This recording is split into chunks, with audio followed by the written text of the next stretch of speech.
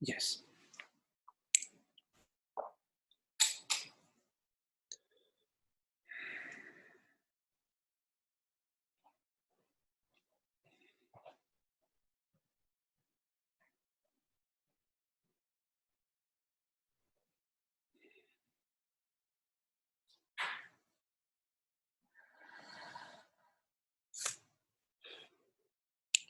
So as you know, if you have any questions during this meeting, please feel free to pose your question.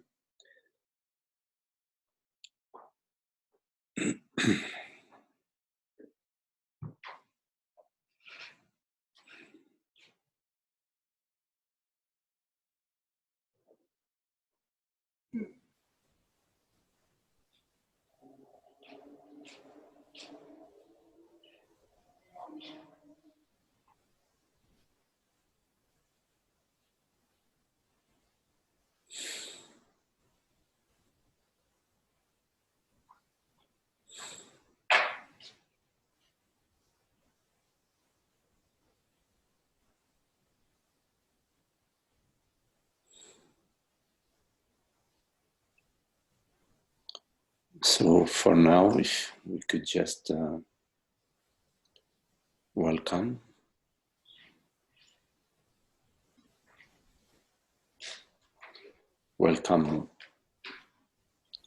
being, not knowing.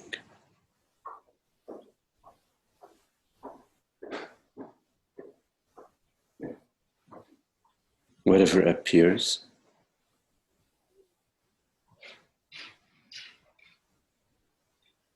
is already welcomed.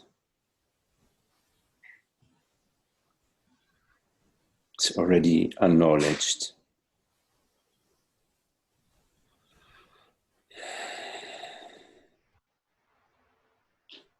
As the aware presence that I am.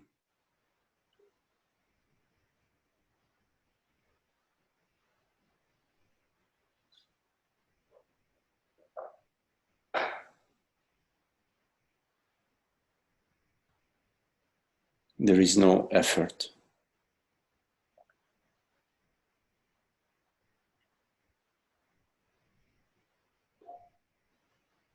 There is no trying.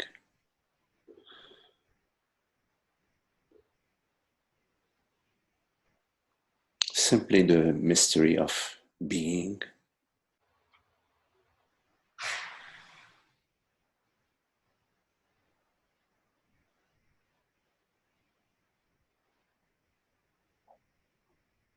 The stillness of being.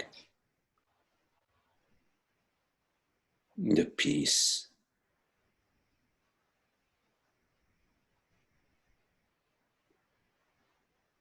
Nothing that needs to be fixed, corrected.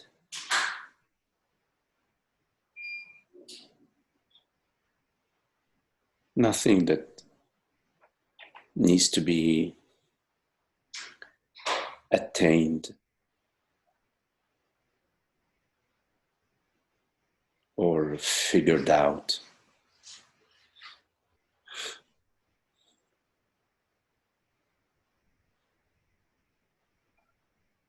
Nothing to preserve, nothing to safeguard. Being openly in this transparency.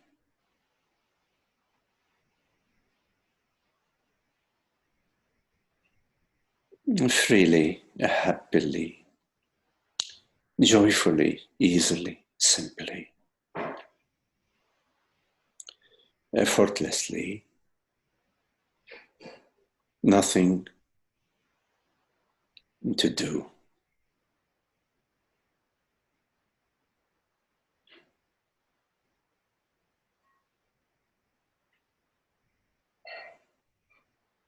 Whatever appears in this openness.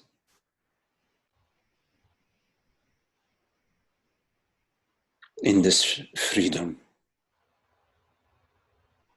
that belongs to nobody, belongs to itself. And I am that. Love, that beauty, that freedom, that peace.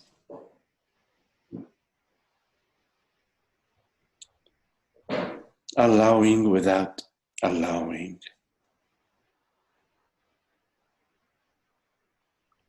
Being.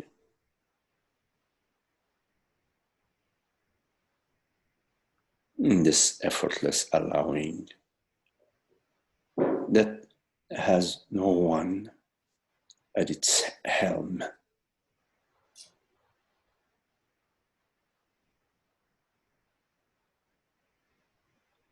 Yesness.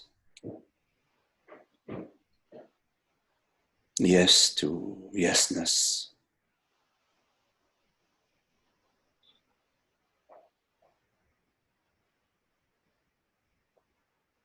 Loving without knowing, without object, just the sweetness of loving. That's not limited by any form. It has no purpose and no agenda and nothing being accumulated.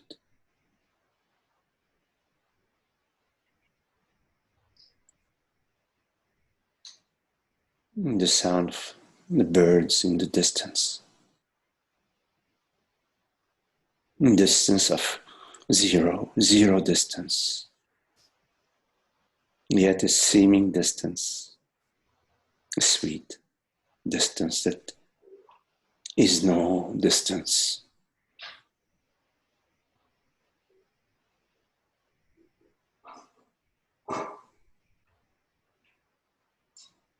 And such beauty, such intimacy.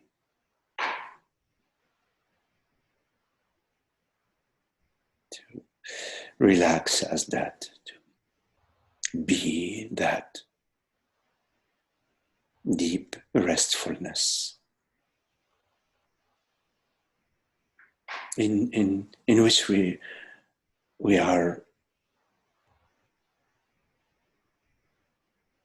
one, in which there is no separation. Here is there and there is here.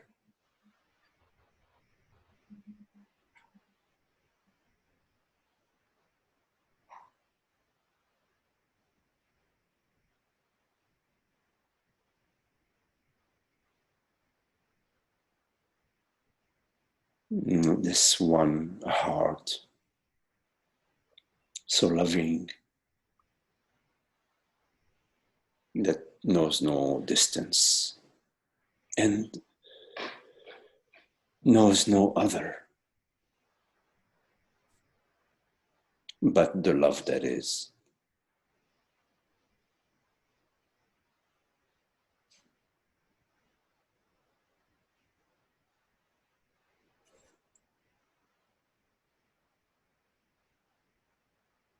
I recognize myself as your very self. No, I know you. Just this borderless aware presence that has no name and no age and no borders.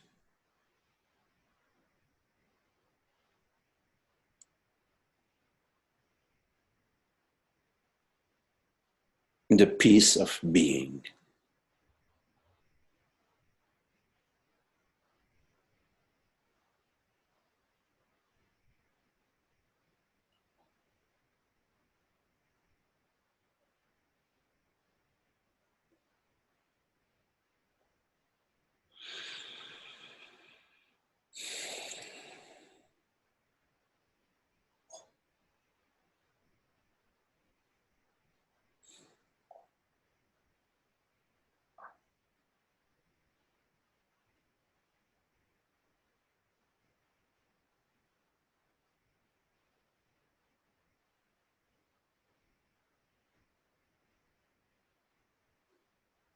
No tomorrow.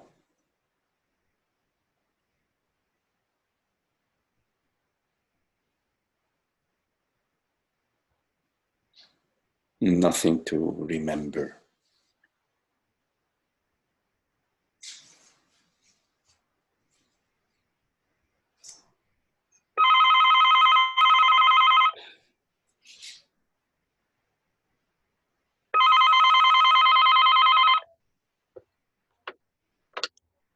Hello there, Hank. How are you doing? That's good.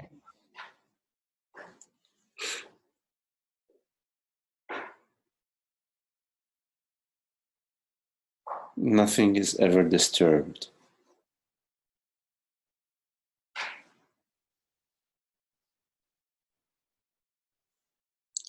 In and as what we truly are.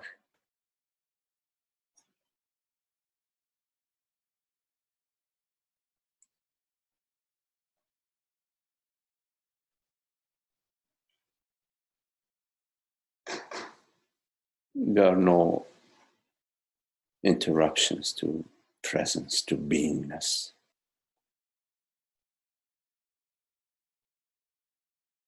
That which perceives, that which is. The eternity of being. The transparency of being. The I,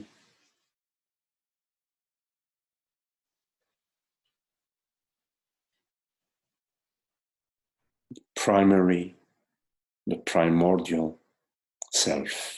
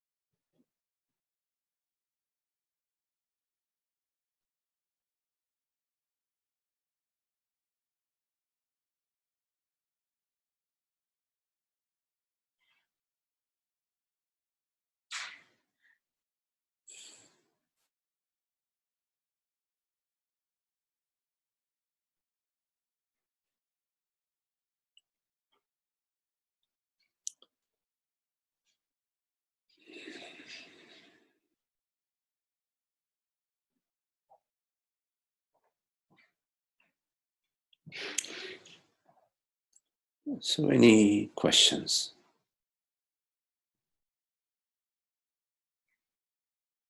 Hi, Magdi, it's Esther. It's Esther. Hello, Esther. Hi. Hello, Esther. How's Tara today? She's better. Yes. Oh, that's good news. Yeah. Yeah. Yes. She's feeling much better. Thank you. Cool. I was formulating a kind of a question or discussion thing about night dreams. I think you were someplace where I read that night dreams have a purpose of helping us do work that we wouldn't ordinarily do, like during our waking dream. Mm-hmm. And I'm beginning to see that really. It's like there was this dream of being chased by, it's hard to articulate the different kinds of negative stuff the world provides or apparently provides. And there was a running and chase. And then all of a sudden I said, wait a minute. And I don't know if I said it in the dream or if I was awake at that point, but there was a wait a minute. And I realized there was work to be done. And I must have been awake, I don't know, but it was like being in the midst of all this darkness that arises on the earth, apparently, and just being with it and not really running anymore, but just realizing that it needed to be looked at and faced. It was just amazing. And then I guess the realization is, maybe you could talk about how dreams help us do the work, you know? Mm.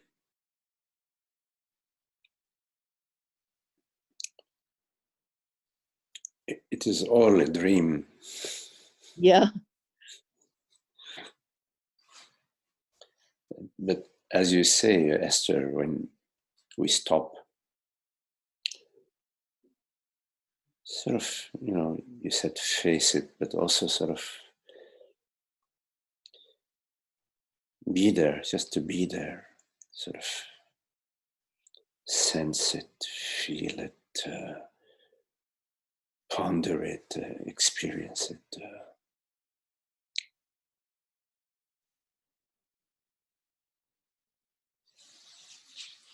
This impression that there is somebody that we need to safeguard is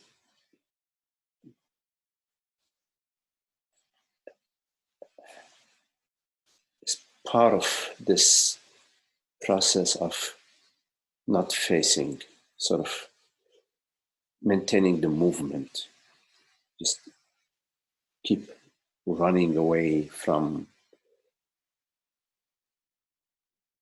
something which we imagine is a danger for us. And that impression that there is a danger, an imminent danger, is this movement. So this movement of thinking, the imaging, next around the turn, there is a hiding place around the turn. That process of imaging, which also is intimate with the feeling, is what we refer to as this personal self, this sense of something at stake for somebody. Whenever we stop and we, let's say, invite ourselves to just be there and to be there openly, not as a new strategy, but just to sort of be there, to be in touch with what's happening, sense what's happening, feel what's happening. Allow the entire dynamics, the entire energetics of what's happening to experience all of that. At the core of that, there is the discovery that there is nothing happening. There isn't this movement away. And when there isn't a movement away, there is nobody. There is no separate self, which is the unhappiness, the worry, the concern. In presence, there is a peace. And there is no one being present. In presence, there is just presence without a subject and an object.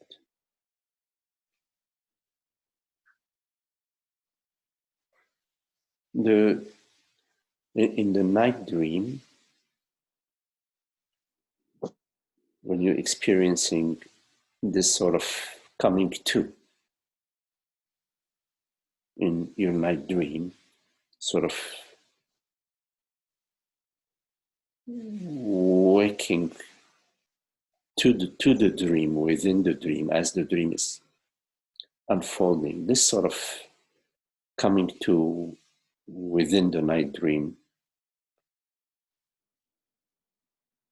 is usually the consequence of the work that you're doing, the contemplation, the inquiry, the surrender, the openness, that you're sadhanas, that you are engaged in your waking state.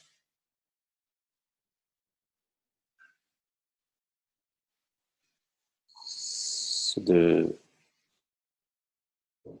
the dream state can become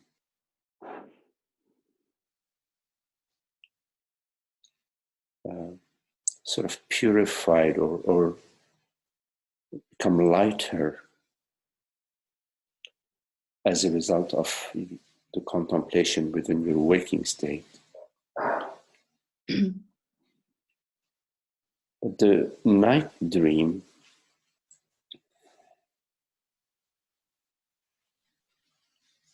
can provides you with metaphors about consciousness that you could, in the night dream, experience all sorts of mind impressions and body-mind impressions, perceptions, sensations, events can occur in your night dream. And upon waking up, you realize that not only these activities and these events did not have a separate reality outside of you, the dreamer, but that also all the dream characters and all the dream events and all the dream situations were yourself. They were made up, their substance is you, the dreamer. That in fact, there was no butterfly, although in your night dream there was a butterfly. In fact, you did not actually become a butterfly. There was no separate reality to a butterfly that is outside of the reality of consciousness, you, the dreamer. So we can extrapolate this understanding from the night dream to the waking dream to come to the realization that our experience in the waking state, perceptions, sensations, characters, mind events, our individual mind and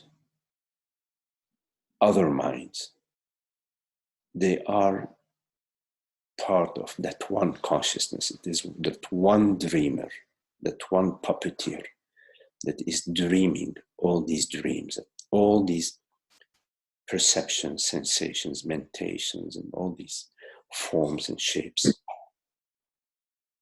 Their reality is not, there is no reality to them outside of the reality of consciousness.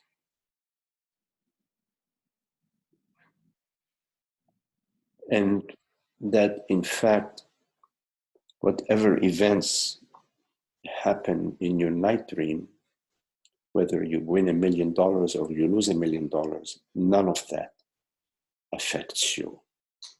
As you realize upon waking up that you did not lose $1 million, nor did you gain $1 million. There is nothing that is happening to you. Similarly, you can come to the understanding within the waking state, which requires, of course, quite a bit of meditation and contemplation and inquiry, that there is nothing happening to you, that you, what you imagine yourself to be as a dream character, and all the activities, the mind activities that appear to that dream character, to that mind, that personal mind, none of it pertains or affects you, the dreamer, your consciousness. Because it is I consciousness that is the perceiver of the individual mind and the personal thoughts, meditations, and sensations. It is I that is not an object of appearance, that is not a phenomenal object, that is not a mind object, that is the knower of these activities.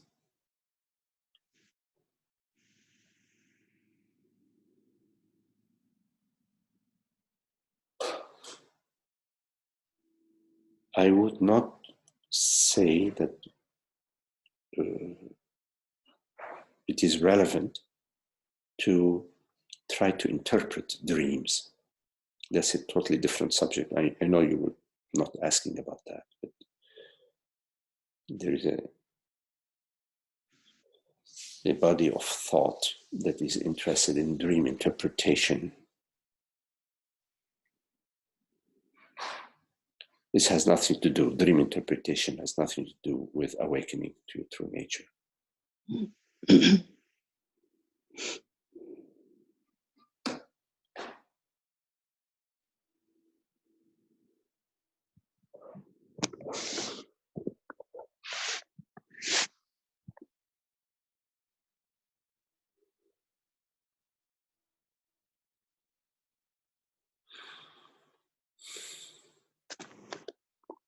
My experience as the result of that dream and waking was the realization that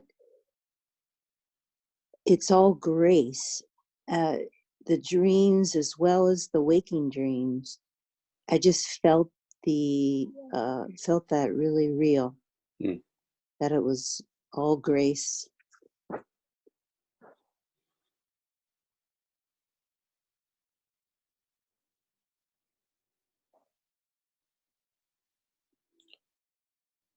Grace reveals within its infinite expressions its reality.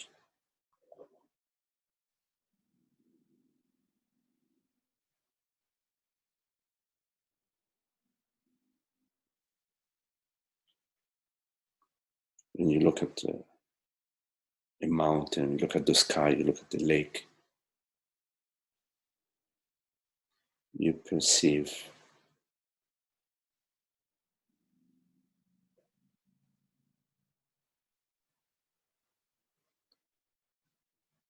you can perceive the beauty.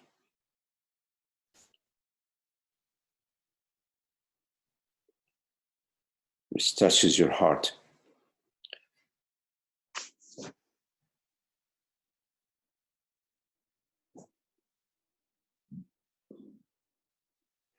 And also, it's via grace that you perceive that it's all grace, that everything is grace. Meaning the wonder of being, the intimacy, the seamlessness of being, the wholeness of being. Yes, it's grace. Which is quite different from perceiving separate objects that benefit me or don't benefit me. When grace shines through, it aligns your perception, it aligns your experience with the reality of consciousness, the one reality. Then whatever your experience is, it's grace, because it is illumined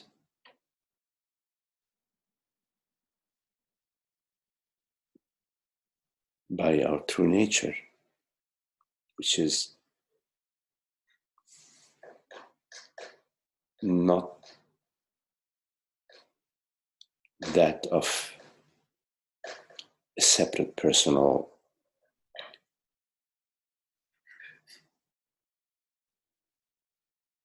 and quality. So there are moments of grace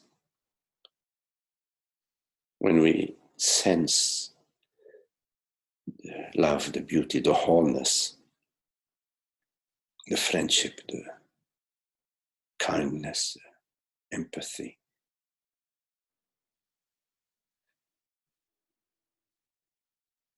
Somehow the veils of separation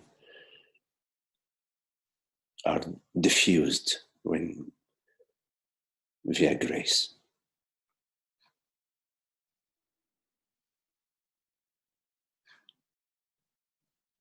And we sense the peace, the stillness, and the love.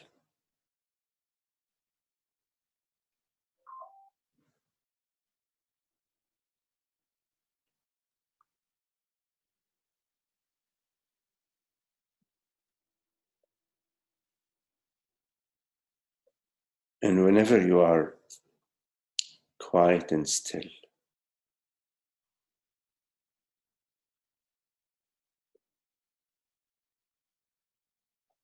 surrendered in being, surrendered in presence,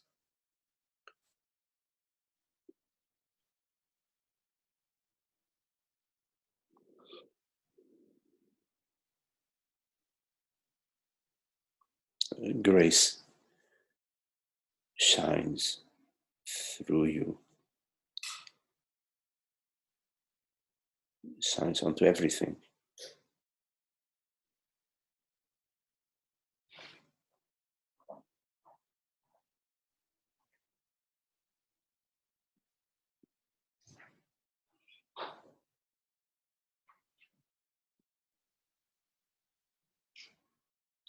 You could say that grace is the ocean of being, the ocean of love.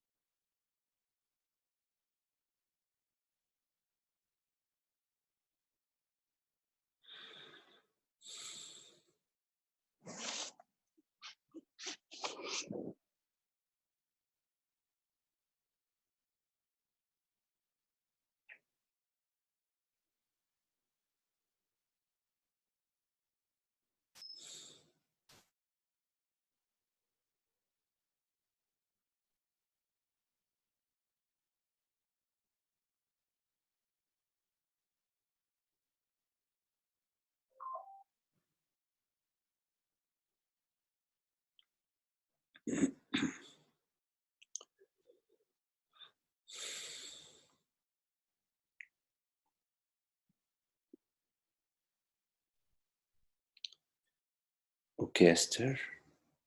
Thanks, Magdi.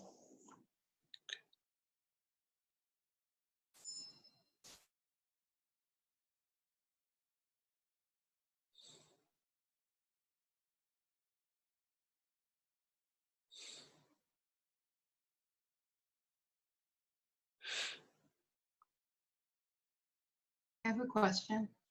Yes, hello, Kelly. Hi. Hello. Peace. I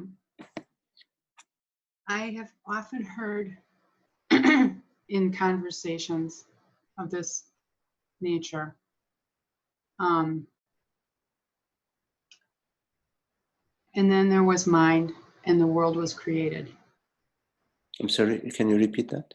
And then something, something, something, and then there was mind, Yes. and the world was created.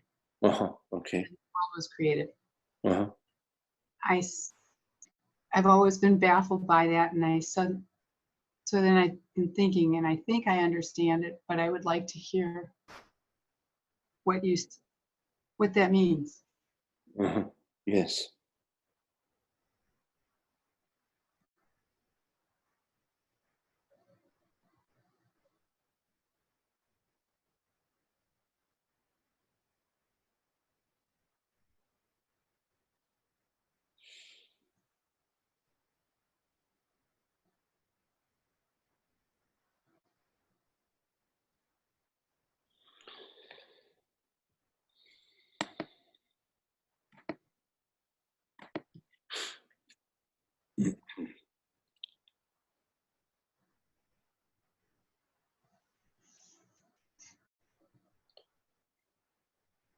So by mind,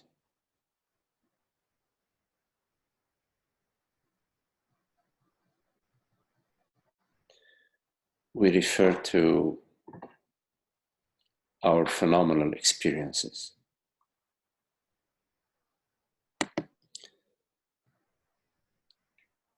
The process of thinking, feeling, sensing, perceiving.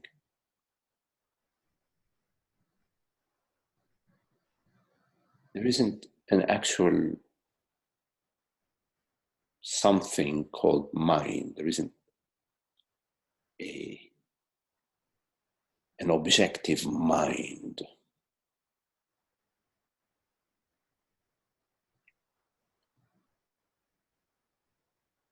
So by mind we refer to generally to our experience, our phenomenal experience. So we say there is the content of my mind and the content of your mind. The content of my mind is, for example, this perception, this sensation, and the content of your mind is whatever it is. But the mind is not like a box where you can open it and you can find all sorts of files and folders. Although we imagine sometimes that that's how it is. Sometimes in therapy, there is this model that you have a whole past and the future, and your mind is full of all this data, all these folders and files and experiences.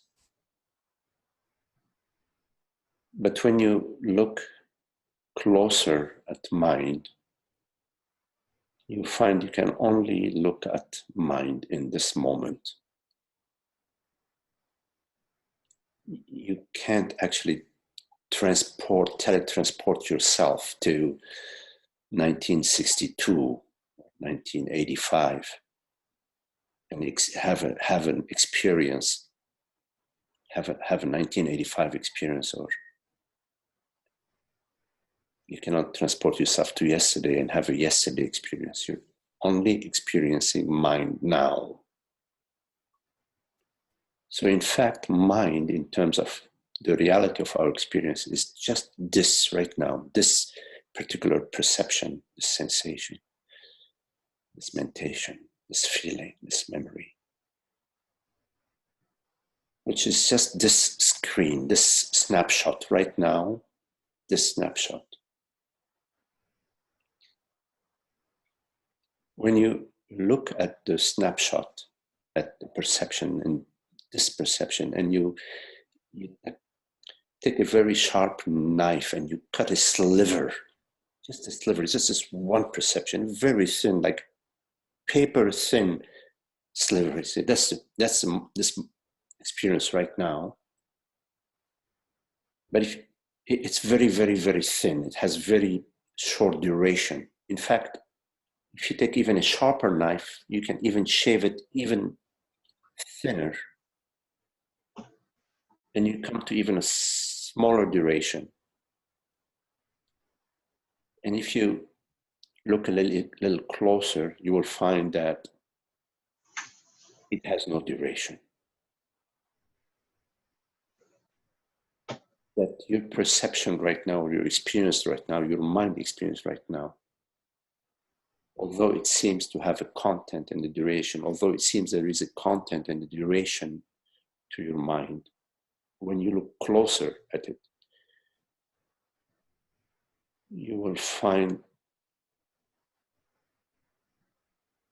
just, you actually will find, you will not find any time and no duration.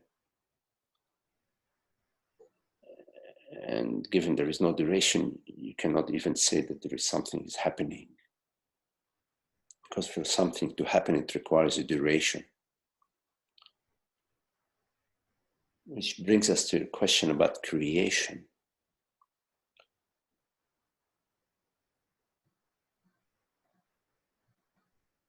In the ultimate sense, there is no creation.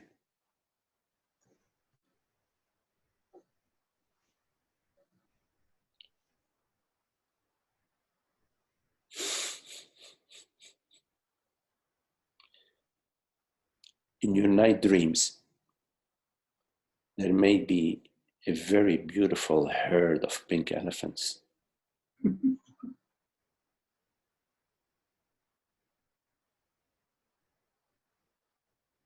One could say that's a creation.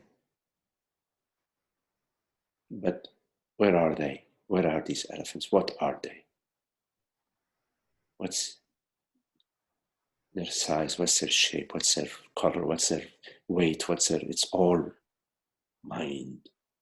But when you say mind, it's as if we're referring to something, but in fact, we're referring to something that is nothing. It's a little tricky. So in terms of creation, there is an impression, a mind impression of creation. There is a model, you could say, as a model, there is creation. There is, we say, there is an image. But when you look at the image is gone. And when you look at that which is looking at the image, you don't find something that is looking at an image. You find a thought that there is somebody looking at an image.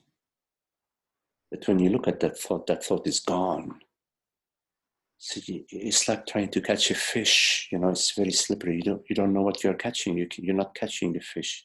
You think you're catching a fish. It feels like you're catching the fish.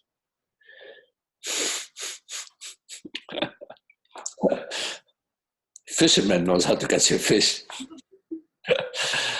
Too bad for the fish, but so in terms of creation,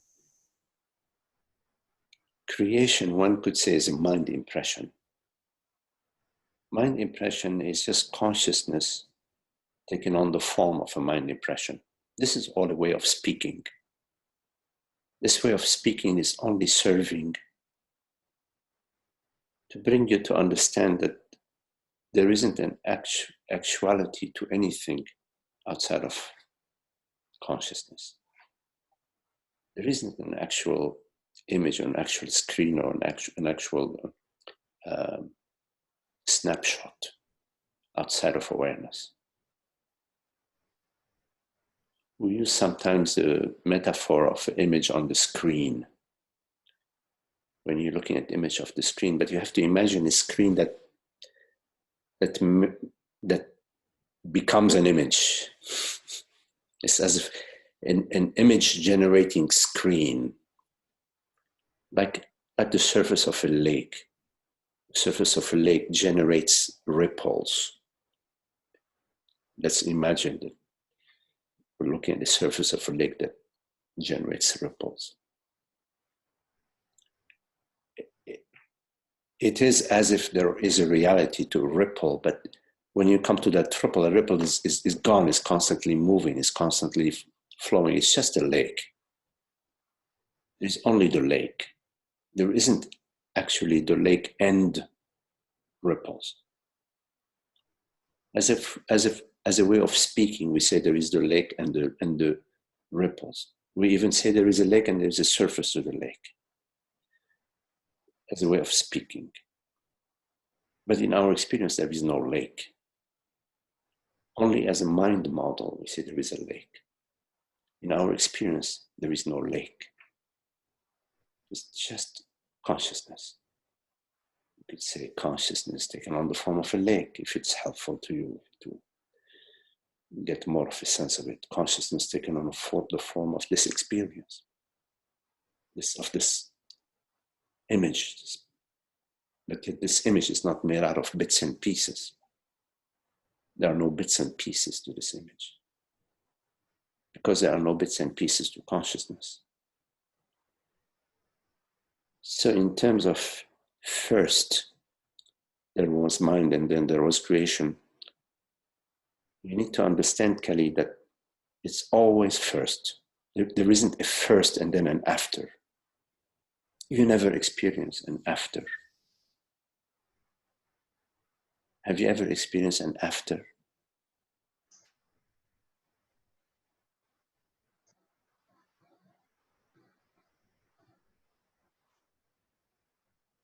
It would already be past.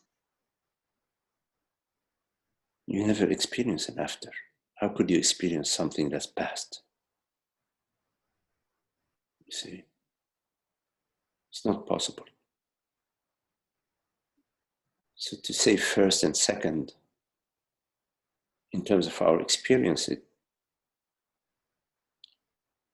doesn't match our experience, right? No. I mean, I'm not talking about thinking. Thought can say, well, first I went to the gas station and filled the car with gas. Then after that, I went to the market, or I went to visit my friend. So there's a thought. There could be a thought of first and after, which is okay. I'm not disputing that. But in our experience, there isn't a before and an after.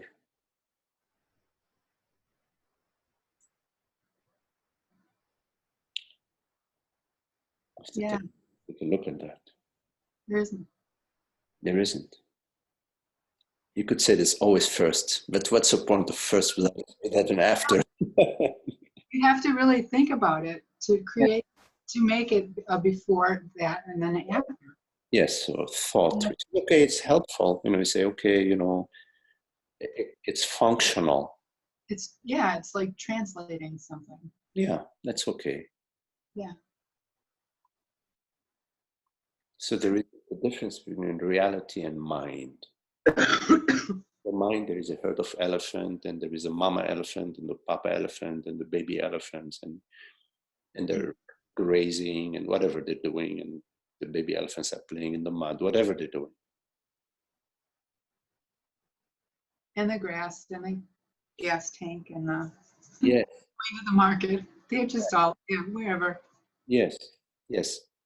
But that's at the mind level. At the reality level, it's just consciousness. Okay. This is a piece of being. And one could say that every moment is a creation. Creation. You could say that consciousness is creative. Okay, it's cool. Yes. Consciousness is creative. I mean, look at the sunshine. It's shining. Could you also say consciousness is destroying? Destroying? Yeah. I could say that, yeah, sure. You could say consciousness is destroying. It's like, for example, when you are dreaming of the pink flying elephant herd, the herd of pink flying elephant, and one of them is old and passes. Now, instead of having 18 elephants, you have 17 elephants. So yes, one elephant has been destroyed. Yes, you could say consciousness is, you could just say that. Okay. But it's important to understand that there is nothing happening to consciousness. Right. In the dream, in the mind state, there is constant destruction, if you want, because where is the last thought that you had a minute ago? 2 seconds ago. You could say, destroyed. you could say it's been destroyed. That's okay. Okay. Sounds a little bit hard way of saying it, but that's okay, I used to like to destroy things when I was a young boy. I used to have my toys. I don't know. I love to destroy them, take them apart, I remember when I was a young boy, my father bought me pistol. I used to like to play with pistols. You know, those little. They had like a little thing that, Oh yeah, cap. like a cap. Yes, but instead I broke the whole pistol. I said I was in pieces. I wanted to find all the parts of it. I wanted to see all the, you know, and then of course I was very sad because I couldn't put it back together, you see. Consciousness destroying.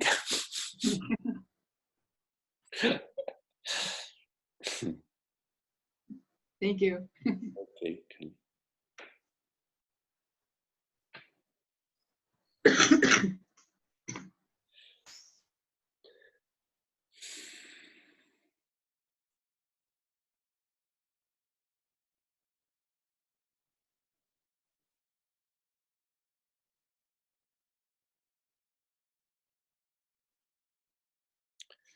Any questions?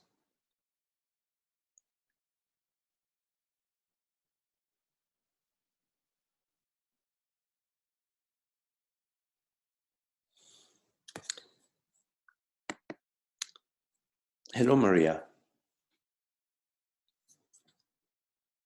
Hi, Marty. Hello, Maria. How are you, Marty? Nice. So good to see you.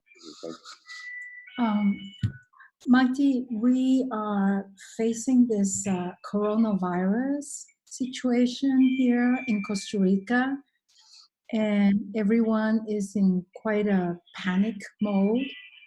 And I was wondering, how may we use the kind of teaching that we have in here in relating to my employees in the restaurant or families and friends that surround us? Can you speak to that a bit? Yes, yes.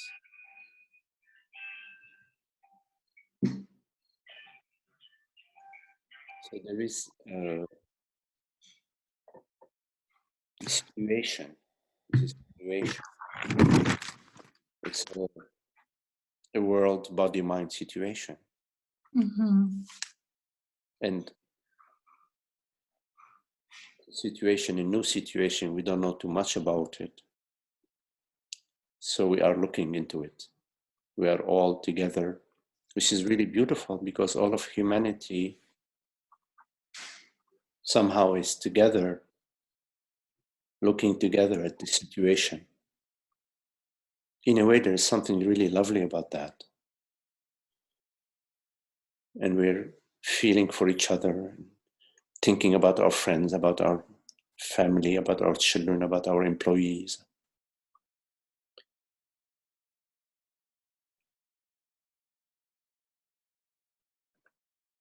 And so there is a sort of a left brain aspect to it, meaning a functional aspect to it, where we are gathering information. We gather information about how to deal with this situation, how to respond, how to act, how to live with this situation that's affecting everybody. So there are all sorts of conversations going on now on the internet and on the radio and on television, and about various steps that we can take. And it's interesting because these steps, they are challenging our habitual way, sort of, you know, like we are sleepwalking, and now something is coming into our sleepwalking and saying, it's disturbing our sleepwalk.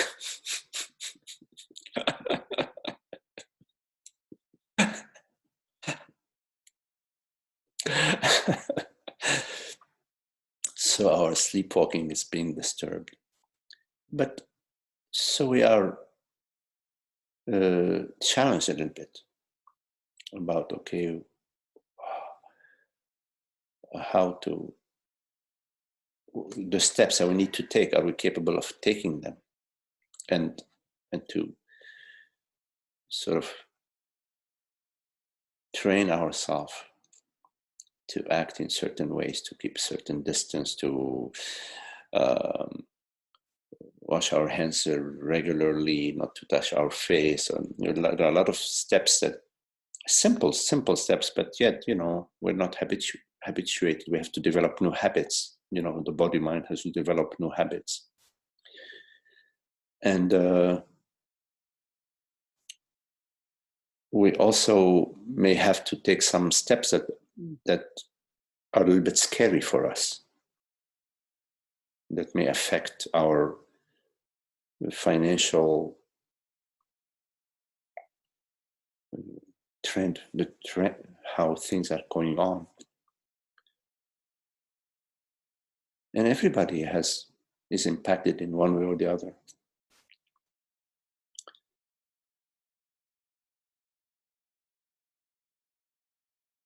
So there is a certain degree of trust. In a way, there is also no choice. But at the same time, it's different from being just sort of subject to it, rather than to sort of be part of the decision making, to say, yes, that's, I am, if I have to, I am going to reduce my business and live through that and be fully, be fully with that, not sort of be a victim of that, to be fully on board with the steps that you are taking, to be sort of, fully assuming that and saying yes to that. Let's see how it goes. Let's see what do we need to do? What steps we need to take, and to do whatever you can with the consequences, but not as a victim, not to be a victim. So we can look at that, not to be a victim. We are part of the whole, and we don't want to infect the whole with a sense of victimhood.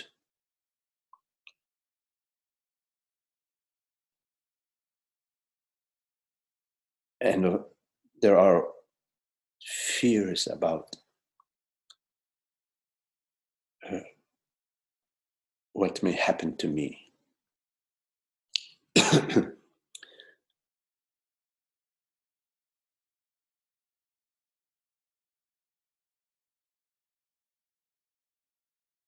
Which creates all sorts of images and feelings, and it clouds the mind. And the body becomes tense and the bases are loaded.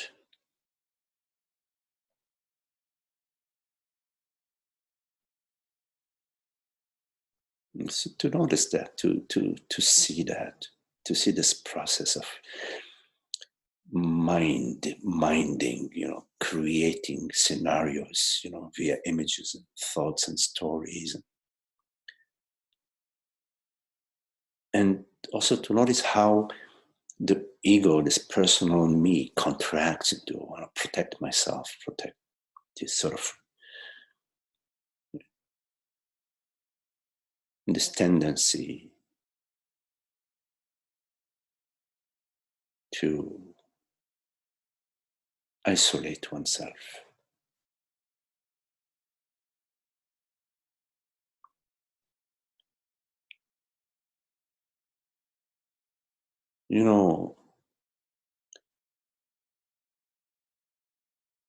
Body minds come and go. In fact, what you truly are never comes and goes.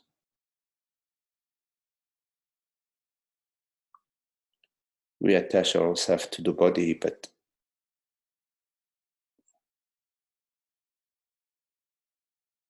it's like attaching yourself to your car. It makes no sense. You take care of your car, you take care of your body, you take care of your restaurant, you take care of the people that you work with, best you can. But you have to be watchful about creating yourself in time, making yourself existing in time.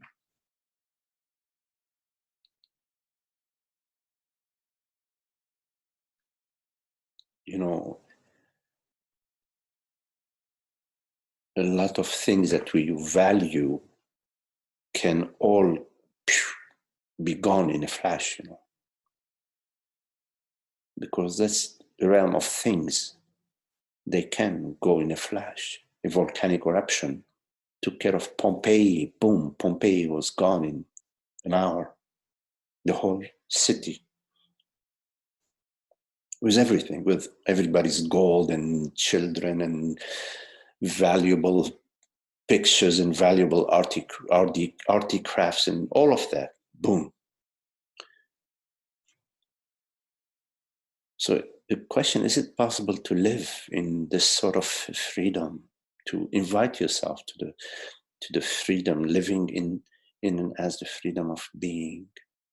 So yes, of course, we're going to take care of taking all the steps that the virus is inviting us to take. And most importantly, to wash your hands regularly, not to touch your face, your eyes, your nose, your mouth.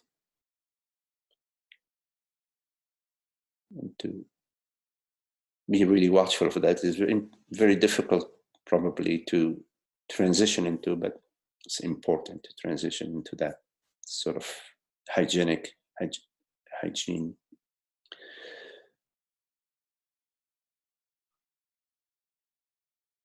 And to also love others and have empathy for others and wish peace and love and healing for others.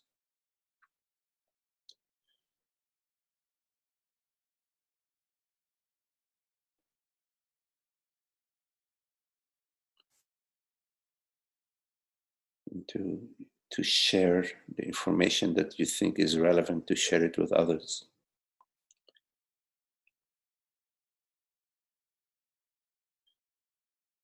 And when you are alarmed, your sense of alarm is transmitted to others. But when you are at peace, still you're engaged in whatever you need to be engaged in, but you're at peace, your sense of peace is transmitted to others as well. Which is different from some people. They banalize. They say, "Oh, it's just, it's nothing." No, that's not. That's maybe a form of avoidance, because all the indicators are saying that this is something that we really need to be taking seriously and looking at seriously. So you take a serious approach towards it. But the sense of alarm has to do with me, my personal self, protecting myself. So with your employees, doesn't matter so much what you say, but what matters more is your inner peace. Of course, also what you say matters in policies you discuss together, ways of how can we come together around this, create a hygienic, environment as best as possible. Whatever steps you may need to take, you have to take them from a place of clarity and the welfare for everybody. And in terms of the inner emotions,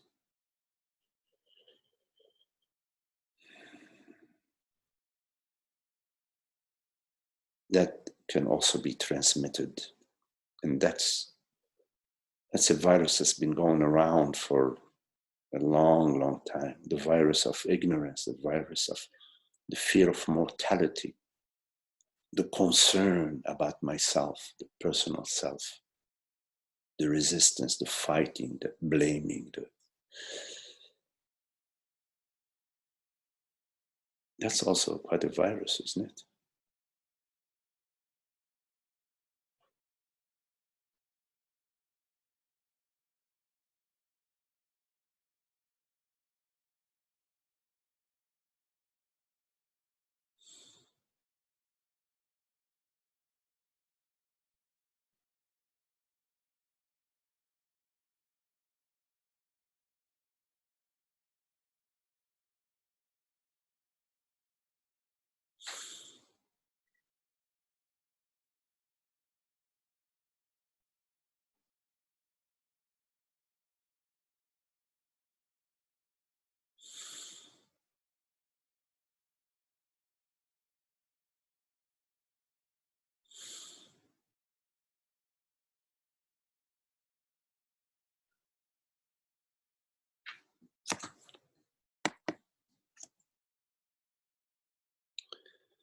Maria, you're right. Body, minds come and go. What we truly are never goes. Yes.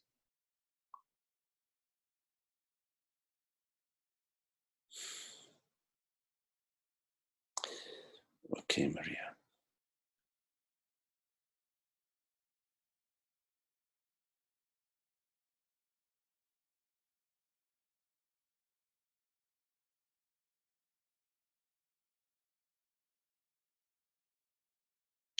Any questions?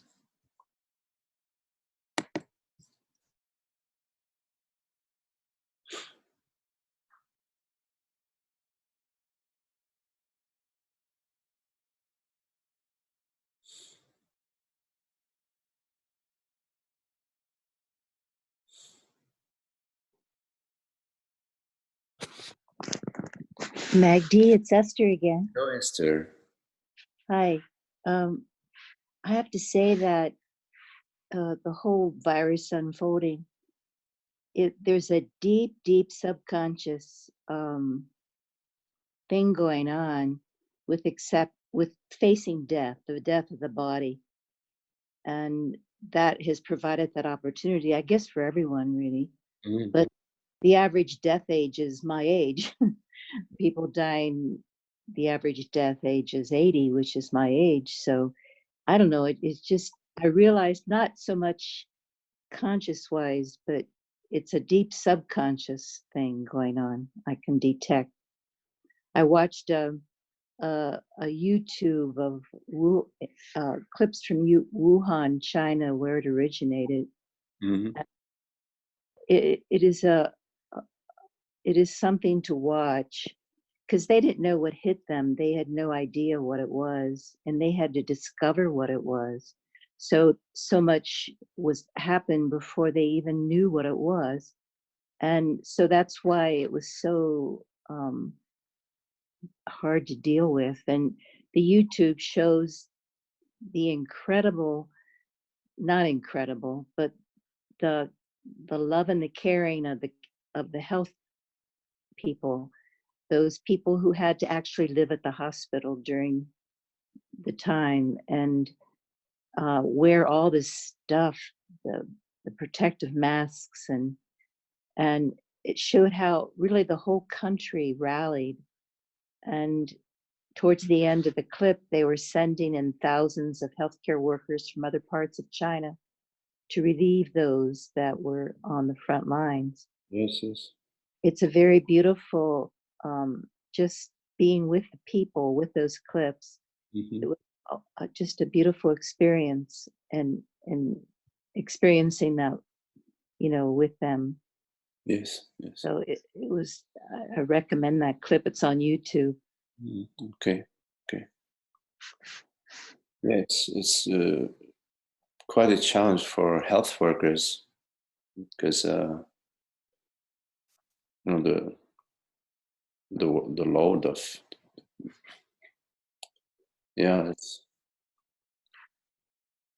they're the front lines, right? They're the Yeah.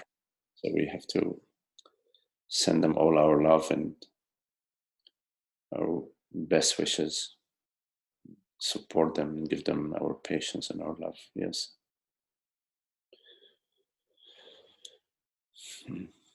Thank you, Esther. Yeah.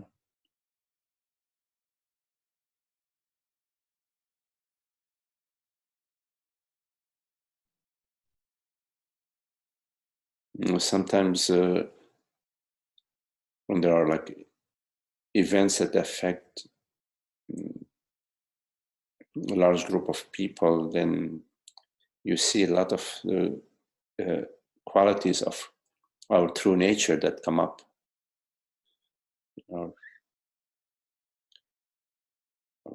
Our sort of we jump in the fire to help others in certain situations where we somehow forget about our personhood.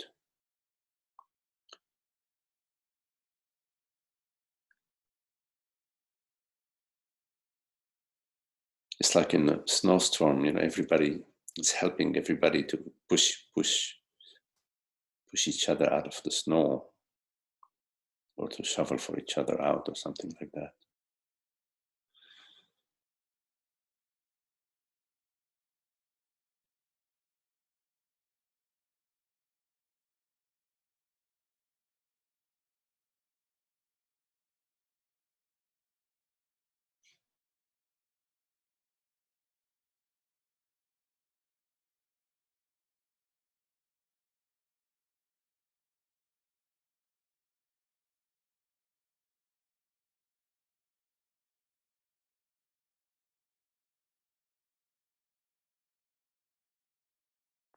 Magdi, Hello, Zoe.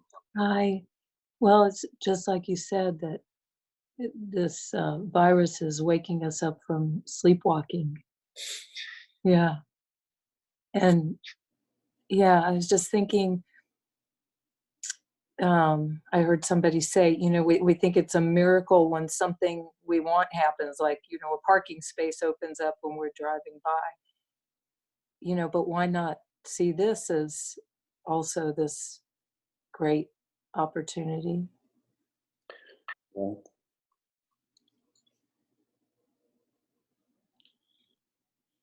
Sometimes there are very difficult situations that arise in our life, and at the time we can't understand them. Maybe we resist them. Maybe at some point we surrender. But at some point we realize, oh, how good it was. Yeah. Sort of Yeah. maybe very, very difficult, but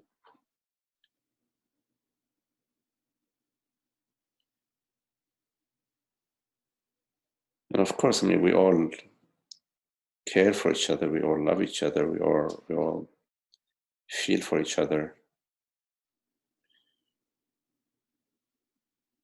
But at the same time, there is a deep understanding that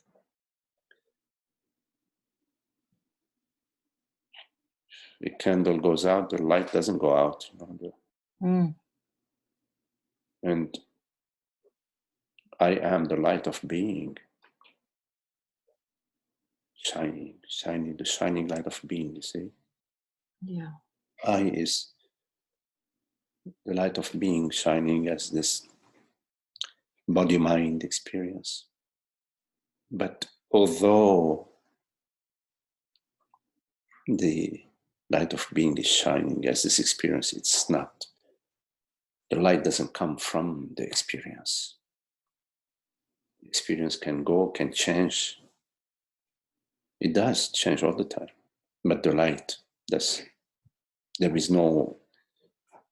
light does not change. Awareness, consciousness does not change. You can look at the candlelight, how it's constantly changing, flickering, or if you look at is it by a fireplace where you have a fire going, you can see how the fire is constantly changing. This flame comes up and then it's gone, but the fire doesn't go out, as a metaphor. So when you're contemplating I, you realize that is not in the realm of extinction or non-extinction. Realize that which is not in the realm of creation and destruction. That's why we say that out of I consciousness, I conceive, create, perceive, and destroy. The Atman, the light of being, the source of being, that which I am. I, transparency of being. And so the virus is, I was just reading some words that I jotted down that you said something about, it's ludicrous to fear something that's within me, right? And so the viruses, and what you said about the main virus that we've been living with for all these years. Yeah. Yes.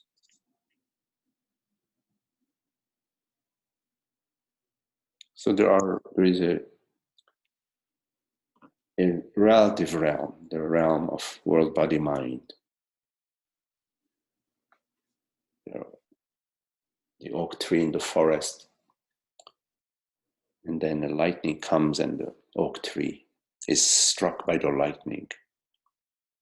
That's in the realm of the world, body, mind.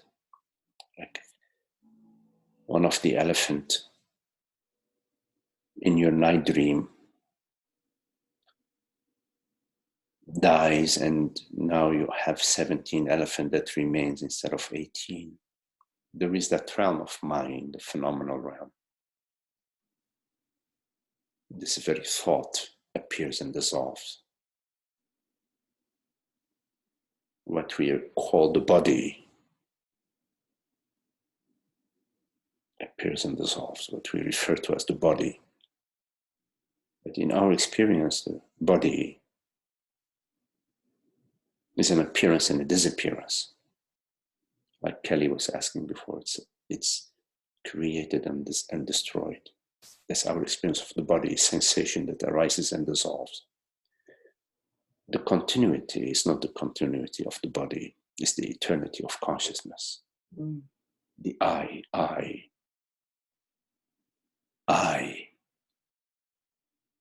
I know that in ignorance, the virus of ignorance, we say I, the body.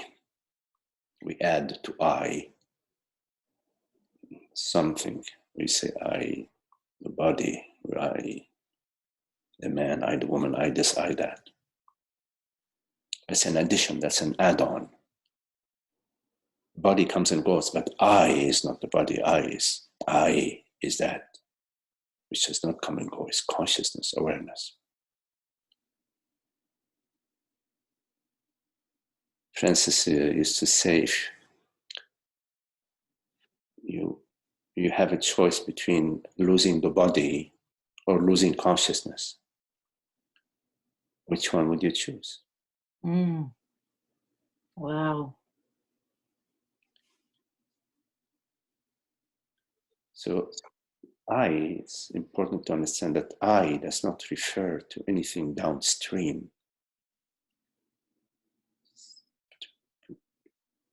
Take a close look at that. I refers to consciousness. I is not a phenomenal, it's not a mind experience. Mind experience is an oak tree, is the body, is a hunger, tiredness, disease, sickness, health. That's a body-mind experience. I is not a body-mind experience. I is non-experience. It's not in the realm of experience.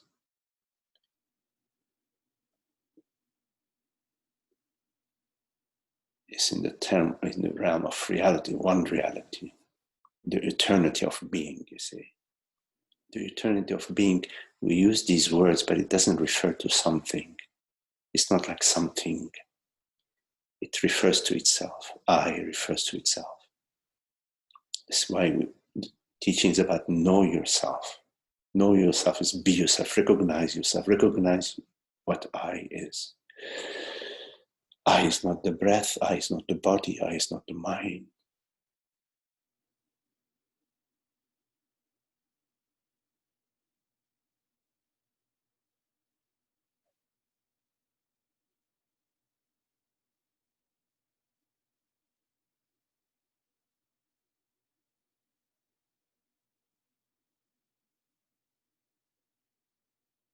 Thank you, Magdi.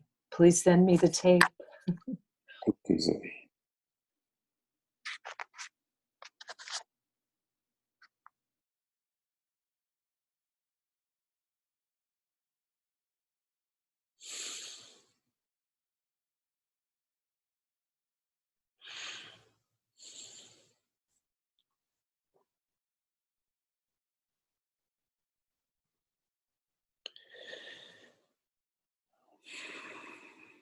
Okay, well, very lovely to be with you all.